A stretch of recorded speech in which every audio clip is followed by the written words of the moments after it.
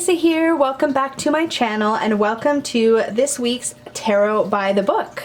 If you're new to Tarot by the Book, it's kind of a 3-component video. I share with you my thoughts on a particular deck out of my collection. The deck is always selected randomly, at least currently, that's how I'm doing it. And what I'll do is give you a 3-card intuitive week ahead reading using 3 cards. So I'll use my own intuition. I'll just read based on what I see in the cards, the way I would normally read. And then after I've done my 3-card intuitive reading, we'll dive into the guidebook together and read what the creator has to say about each card, and then sort of compare and contrast the book meaning with how I interpreted it intuitively. And we can kind of look for deeper messages. We can look for where maybe my intuitive reading didn't agree or did agree with the book.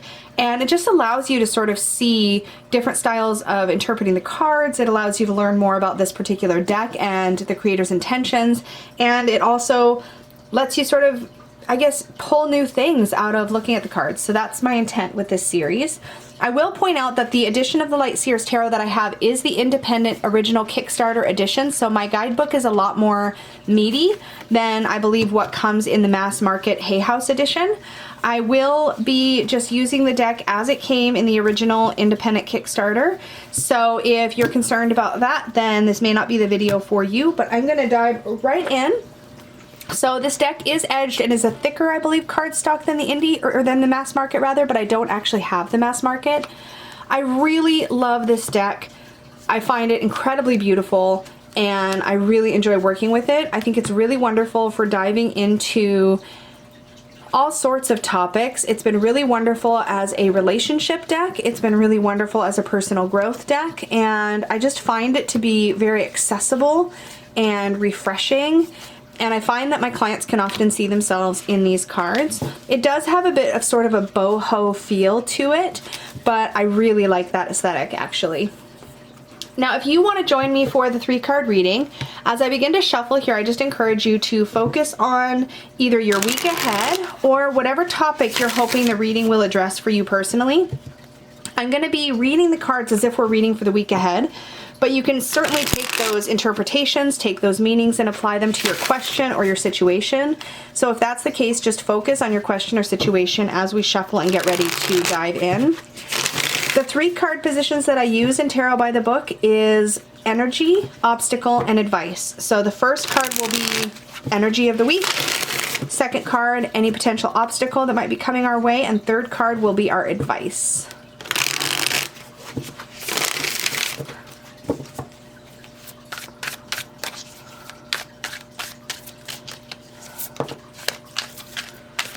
Oh, we had a jumper, so I'm going to take it for our energy of the week. We have justice. And I will zoom us in when we get into interpretations here. Obstacle, judgment. This is cool because a lot of people, especially those newer to tarot, really struggle with justice versus judgment. So getting both in the same spread is going to be fun because we can talk about the differences. Oh my goodness, and the Magician. So we've had 3 major arcana, so it's a pretty beefy reading today. I'm going to dive right in because I'll probably have a lot to say about these cards. Let's get us zoomed in and we'll start with the intuitive reading. Holy moly. That doesn't happen very often. So card 1, our energy of the week, is the energy of justice. What I find really interesting is that we have this sort of mirror image. We have a figure that we see here and a figure here. And I really get the feeling, if we look at this figure at the bottom, of sort of shadow or ferocity and light or softness at the top. She's actually holding a sword, and the sword is what's balancing the scales. So there's a willingness to actually deal out justice in whatever form that comes. Justice is a card about equality. It's a card about equal give and take, equal action and reaction. So it's the idea that every action has a consequence, good or bad. Often when we see justice as an energy card and we're looking at the energy of the overall week, it means that this week is going to be very much about what you give is what you'll get back. And I think that's important to keep in mind because as we move through the week, if you want to have a really smooth week, if you want people to treat you gently, then you want to be gentle with others, right? You want to actually put out into the world what you want to receive back. And that's great advice for all of the time. But when this comes up as the energy of the week, I think it's important to keep in mind that that's something that's going to be pretty pervasive for us throughout the week, something that's going to matter and will have an impact on our week. Also, we can look at the Justice card and think about things where we maybe have been waiting for something to right itself. Sometimes we go through a difficult situation and we've just been waiting for the scales to balance, and Justice can indicate that that balancing is happening or is coming this week, or the beginnings of it are coming this week. So keep an eye out for things like that to sort of find their equilibrium again. When we look at the obstacle of the coming week, we have Judgment. Whereas Justice is very much about equilibrium, and it doesn't seem to have sort of a positive or negative connotation. It's literally about balance. The Judgment card is about evolution, and it's about growth. And I love this depiction of Judgment because you really see somebody from her heart space evolving, becoming her highest self, stepping into her personal light. When we go through a Judgment experience, what we're really going through is we're releasing something, a lifestyle, a paradigm, a habit, something that no longer serves us, something that mires us down into our shadow or into the muck. And we're being asked to step into a new way of being, a new way of moving through the world. When we see Judgment in an obstacle position, we're looking at it almost as if this card were reversed. In which case, this tells me that we might be struggling this week to let go of some of those bad habits or let go of some of those things that hold us back. There's an element or an energy here of almost self-sabotage if we look at sort of the negative. When Judgment, when that evolution is blocked, what is happening? We're holding ourselves back in some way. We're self-limiting.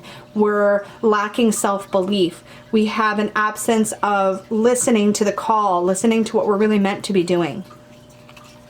So keep an eye out this week for those habits, those things that keep you mired down, particularly when we're looking at the energy of Judgment. Any of those sort of old habits, the things that kind of keep us kind of buried in and not moving forward on our personal growth, could have some consequences this week when we see the Judgment card, or sorry, the Justice card. Oh, those two J's. When we're moving into the advice cards, we have the Magician, which is a very empowering card. Both of these cards feel a little bit, I don't want to say they feel disempowering, but they're very much about like holding yourself accountable, being responsible. The Magician, though, is a reminder that you have everything it takes to accomplish your goals. You have all the tools you need. The Magician, to me, is one of those cards that at its core is about self-belief. It's about recognizing that you already have everything you need. You have what it takes. You're already worthy. The Magician in shadow can take that and take it to an ego place and an unbalanced place. But the Magician in light is somebody who's very self-contained and very aware of their worth and their value in the world. So to me, this is about stepping into your power this week, stepping into the light, not shrinking back when people who maybe have more dominant personalities step into your space. Be willing to hold your ground and really be in your power. So that, as a quick recap, be aware that there may be some rebalancing as far as action and reaction, action and consequence this week with the Justice card. Try to be aware of any self-limiting behaviors and beliefs that may hold you back from the personal growth you're being called to step into this week. And lean into that self-belief. That is how I would intuitively read these three cards. We're going to take a look now together at the guidebook. So I'm going to zoom us out a bit. Whee! There we go. As I said, the guidebook in the independent version is pretty hefty. So let's see what it has to say about Justice. Now, I'm not going to read everything because I believe there's even some community feedback in some of the cards, and we won't have as much time to dive into all of that, but I will maybe read a bit of it. Okay, so Temperance, Death, Justice. Okay, so the key concepts or keywords: light seer, natural law, balance, karma, truth, wisdom, legal matters, fairness, cause and effect, integrity, objectivity, perspective, and accountability. Oof. Didn't I hit some of those keywords? Yes, I did. Okay, so experience overview. Justice holds her sword out. Let me hold this art up so you can see while I read this. There we go. Justice holds her sword out and she tunes into the situation of the querent. She feels the changing winds pick up and pass through her hands, her hair. She waits for the feeling of balance as she whispers her keys: morality, intention, truth, integrity. While her sword can be used for slicing through the darkness in order to seek truth, she much prefers to use it to pick up on the thoughts and intentions of the seeker. In this way, she can balance and weigh their outcomes. Justice believes in cause and effect, in things being either right or wrong, and she understands truth and deception. She believes in the universal moral code that she upholds. Justice sees the error, the connection to ego, the lies. In shadow, she learns how our emotional charge clouds our judgment, that we too easily see things from our very limited perspectives, and that we condemn others before having all the facts. She knows that fear will often cause us to act in ways we're not proud of, and that the only elevating path lies rooted in truth. She holds us accountable with love and with truth, and asks us to look at our responsibility, our choices, and our excuses with the same.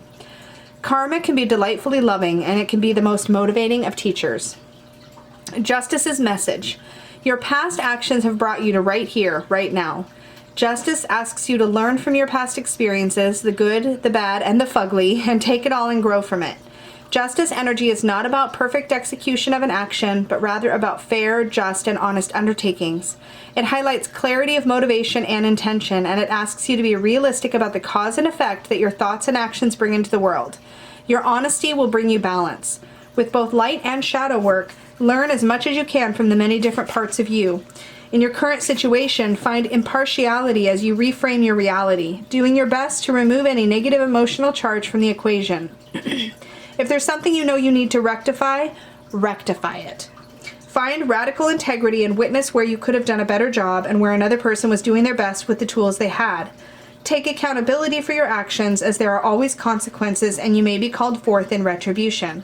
If you've learned from a past mistake, love yourself hard and know that you never need to repeat it. And if you're stuck in a legal matter or trying to figure out what's wrong or right, remember that the true path of goodness is not always black or white, but it is always one of love. The questions are for the seer are: where are you out of balance? How can you do a better job next time? Justice and injustice are tightly bound concepts. What injustices can you right with thoughtful action and inspired service? If an injustice has harmed you, how can you move towards forgiveness in order to heal? What does loving reparation look like? Are fairness and rightness the same thing? Really beautiful. And there's some light from the community here on the card as well. So some folks had said, she feels like a part of me, so wise and so soft, spacious and yet discerning. Somebody else, eyes wide open for an injustice and perhaps an indigenous woman as justice served. I'm drawn to both images. Details of the closed eyes versus open reminds me that reality isn't as it seems. So that's some thoughts from the community. Let's take a look at the Judgment card next in the guidebook.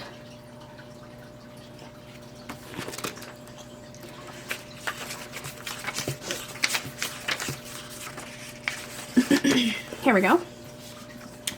All right, key concepts of this card.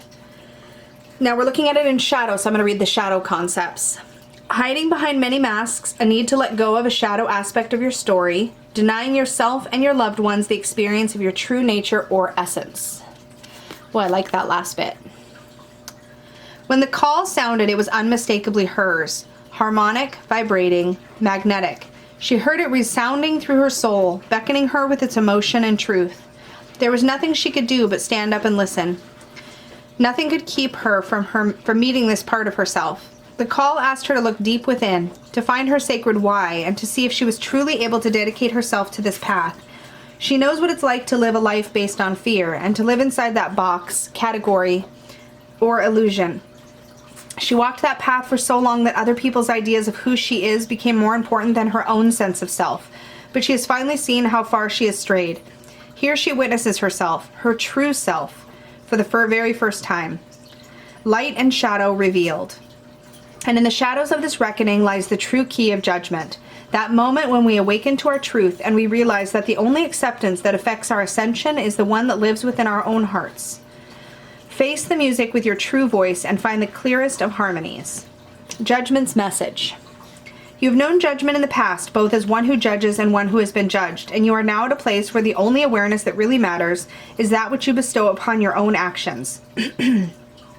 To truly raise your vibration, you must send healing approval to your own heart from a place of deep compassion and integrity. When you're being completely honest, are you doing your best with others and with yourself? It's time to shed any negative facades that you have been holding on to and to drop the masks behind the masks. No more faking it. It may feel risky, yet this profound act of self-acceptance will unleash your absolute essence and a brilliant display of authenticity. You are sweet, light seer, stardust and life. You are light, shadow, matter, and consciousness, and you are a miracle. Why then do you keep your true nature hidden away from the world? If you're holding on to any disdain or doubt about your divine nature, there is no way to really understand your full potential until you are open and honest with your own heart. To expand and evolve requires this colossal forgiveness of the self. Forgive your beautiful soul. Accept your beautiful heart. As you do, you consciously answer the call of your highest self, and the vastness of your horizon will make itself available to you. Oh, that's so beautiful. What needs to be forgiven? How is it that you really want people to see you, and how do you want to see yourself? If it were up to you to judge your life at the end of your days, what would you say to yourself? When you listen to the deepest calls within your heart, what do you hear? What part of you needs to be accepted in order to feel whole? Wowza, very potent stuff. Again, we're looking at major arcana, so there's a lot of juicy stuff to dig into.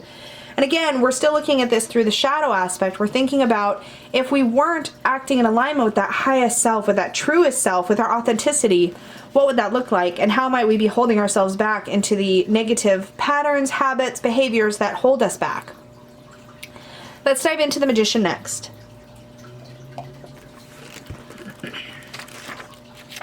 So the Magician is a key one.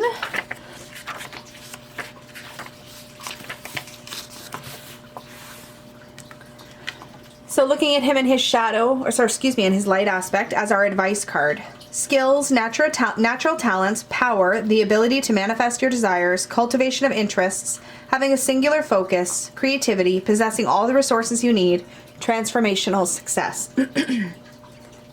Deeply entranced by his state of co-creation, the Magician harnesses the power of the elements with the skill of a masterful alchemist. In doing so, he unites the world above with the world below.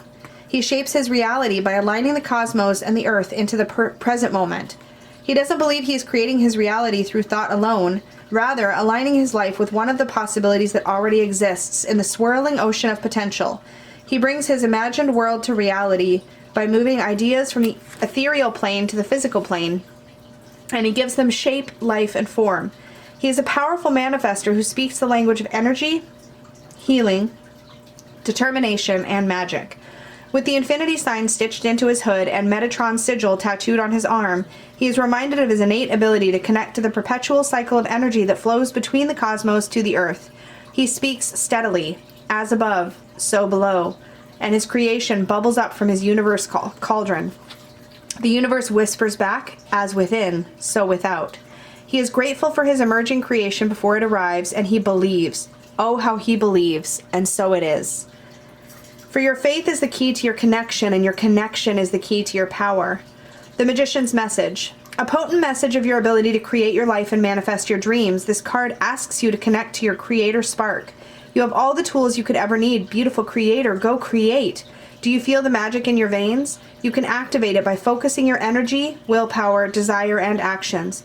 Even if it seems latent right now, know that it is there, waiting to be called upon. The universe will indeed support your goals and bring them to fruition when you consciously step into your personal power. Yes, that's what I was saying. And shape the material world with your craft. Every breath in and every breath out are opportunities to carve new realities and perspectives for your life. Use them to succeed by making space for your rock-solid belief. Trust yourself. Yes, yes, yes, yes. Your connection to your desire is crucial right now. If you're feeling less than inspired, it's time to find your muse. Find the catalyst. Find your why. In shadow, dispel any unchecked or misaligned intentions you may have. Power can transform, yet it can also corrupt absolutely, so be a good mage and use your mindset to create something for the greater good. With everything you need sitting in front of you like a giant vortex to be called upon, what is it that you will bring to life? And then the questions. What tools do you have at your disposal that you aren't fully utilizing? How does magic appear in your life? What does it look like, feel like, sound like? Are you sharing your skills and talents with others and using your magic for the good of the universe? Or are you shortchanging your potential and only using your magic for personal gain? Whew! There's some juicy stuff in here, and I think there is quite a bit of those tidbits in the smaller guidebook that comes with the deck.